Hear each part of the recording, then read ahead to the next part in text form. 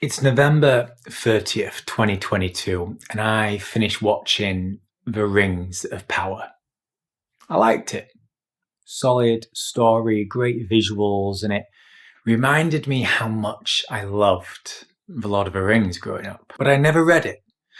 And right there and then, I made a rather grand commitment to devour the entire Tolkien Mythology and Legendarium. Yeah. I didn't quite know what that entailed in the beginning.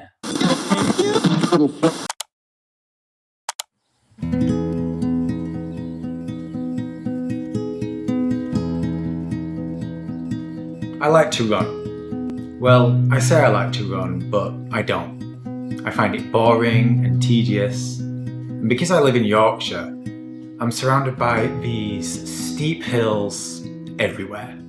And the weather, the less is said, the better. It all makes running rather rubbish. But I do like how I feel afterwards, and once I get past the resistance of running, I find it clears my head and fuels my mind, body, and spirit. But I do not enjoy it, so let's just get that clear right off the bat. And that's important because to keep running, I have to commit to challenges, like marathons, which is exactly what I did around the time I watched The Rings of Power. And because I find the whole act of running numbing, I need to keep my mind busy with my usual go-to, an audiobook.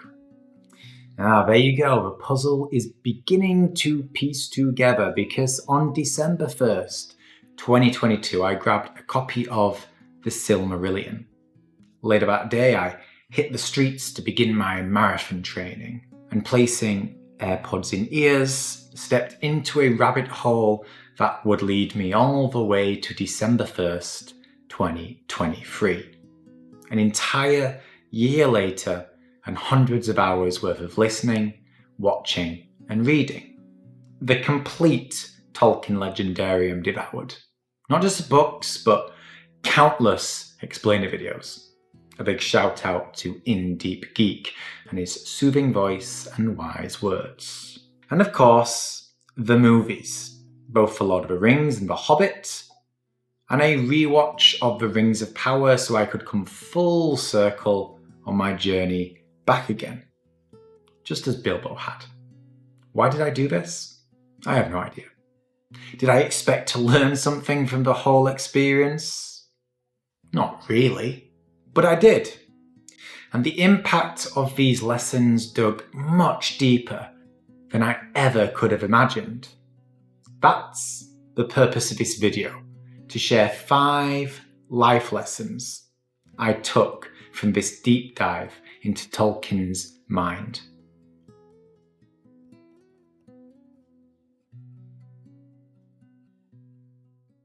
Life lesson number 1. The hero is in the shadows. In The Lord of the Rings, the protagonist and hero are not the same. Back before all this, when I just watched the films, I assumed they were the same, that they were both Frodo. He was the lead character, he was the hero. We were on his journey. But that isn't the case, because although Frodo is the protagonist, he isn't the hero, and we aren't on his journey. We're on Sam's. He is the real hero of the entire tale. It's why the book and film ends with Sam infamously saying, "Well, I'm back." That isn't by accident. If there's one thing I learned about Tolkien, it's that he is a master storyteller and someone who knows more about writing and language than almost anyone. The fact he ended his tale with Sam and those specific words, there's purpose behind it. Sam is the real hero by Frodo's side, selflessly giving himself to the greater cause. He may not have carried the ring and that burden, but he carried Frodo and his. Quite literally at the end.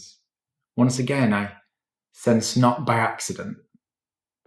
Realizing this hit me hard because I saw how important the difference between a protagonist and hero is. Sometimes they are the same. Yet not always. That may be the case in your life. You may feel like you aren't the lead character as others around you take center stage, your kids maybe, partner, friends, boss, the company you work for.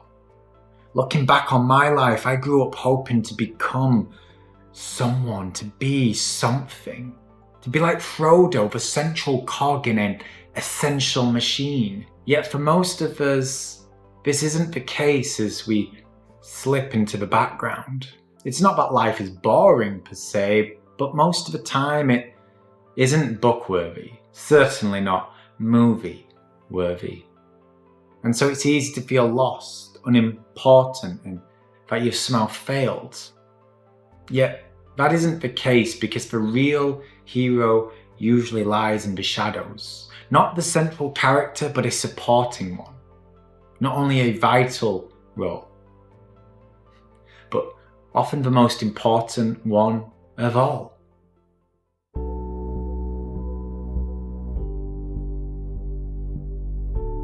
Life lesson number 2. Your journey evolves.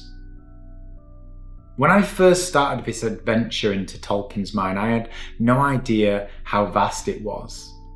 I knew it extended beyond The Hobbit and Lord of the Rings, but the massive mythology he had built and that his son Christopher brought to completion over many, many years, I had no idea. And I say completion, but that isn't exactly true. Indeed, that's the point, because stories and journeys like these don't simply end when the text says the end. As a writer and creator, this led me to think deeply about my own work. You see, I like to have a plan and to map everything out, to appreciate where I am and where I'm going. At first, I assumed Tolkien must have done the same. After all, how could he create such a vast universe without a plan? It turns out he had no idea what he was doing. He didn't begin with a detailed strategy to write all these different books and stories, each one interconnecting and linking with one another. He just had ideas. He just had stories. Writing The Hobbit and its subsequent success, well, it ignited more ideas. Yet his Legendarium didn't begin with Bilbo and his tale. Other characters like Tom Bombadil existed beforehand as little tales he told his kids at bedtime. I imagine for a long time, Tolkien didn't see how any of these works and words would link. They were just ideas in his head that he allowed to be. In time, they became more. And then, as more time passed, he began to see a bigger picture, began to see that there was more at play. At least there was potential for more. And this was tricky because not everything he had created fit seamlessly. It was messy, random stories on shreds of paper, countless rewrites, a lifelong job for his son Christopher to piece together a broken puzzle his father had started and then left him with. It was not neat. It wasn't even intentional. It was chaos in its finest form. And yet, despite all that, a seamlessly flawless body of work still found its way to the surface, so someone like me, all these years later, can read and devour and learn from. That's the power of evolution. It happens when it happens, as well as in the way it needs to. We can have a plan, but it won't always work. And even without a plan, we can still make magic after the fact. We just have to let it evolve. Indeed, we have to allow ourselves to. Those are the first 2 lessons I took from Tolkien's Legendarium. I have 3 more to share, although I'll leave them for the second part of this video, including one that's changed my entire perspective of life, not just as someone who writes and creates things, but as a father, a man, and mere human being. I hope you'll join me for it. The link awaits you in the description, as well as covering my face on screen, just tempting you to click and continue this little journey we're on together. How nice.